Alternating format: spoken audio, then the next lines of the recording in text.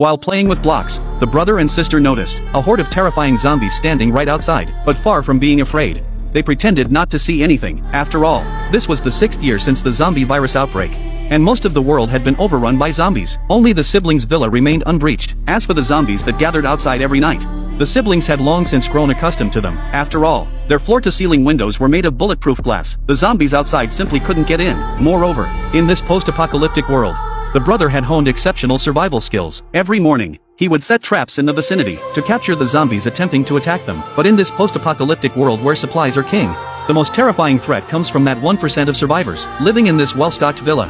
It was inevitable that many would come to vie for territory. That morning, as they were swinging on the swing set, a pickup truck drove up. Realizing the visitors meant trouble, the boy walked up holding a toy gun and warned them not to set their sights on the villa. But facing this young child, the man didn't take him seriously at all. Instead, he asked if there were any adults at home. Seeing that the boy wouldn't speak, the man had no choice but to back up and leave in frustration. What he didn't know, however, was that the boy's toy gun wasn't an ordinary toy, but a modified tranquilizer gun that could render anyone unconscious within minutes. The next day, they were playing outside their front door as usual, when the man from the previous day paid another visit, and this time, he brought a woman with him. They asked the boy where the adults in the house were. The boy said his parents had gone to town to search for supplies, but the man didn't believe the boy's story, because he'd been observing for several days, and knew there were only 2 children in the villa. To ensure his sister's safety, Jack had no choice but to invite them inside, but they immediately began rummaging through the house. They hadn't expected to find such a large stockpile of supplies. Afterward, they made plans to stay there long term. As night fell, they prepared dinner for the children early, but the boy hesitated to take a bite,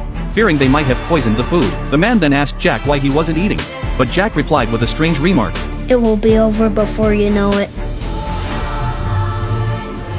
When the night was deep and quiet, Jack took his sister to the safe room. Soon, the outside was swarming with zombies. Frightened, the couple quickly turned off the lights. At that moment, they were completely unaware that a sinister figure had already slipped into the villa. The next second, a noise came from where the girlfriend was. The man hurried over with his gun, only to find his girlfriend lying on the ground, and just like that, they vanished from this world. By the next morning, the brother and sister were playing outside, as if nothing had ever happened. Little did they know that another person had arrived outside. This man looked like a Native American, but since he had been a Special Forces soldier, he easily spotted the nearby traps. Just as he was finding these traps quite interesting, a little girl suddenly appeared before him. At first, he didn't think much of it, and simply asked the girl what she was doing there. But the little girl just stood there, grinning foolishly, before the man could react. A tranquilizer dart struck him in the neck, although he pulled it out as fast as he could. It was already too late. The anesthetic had already entered his system. Meanwhile, the brother and sister watched him from a distance.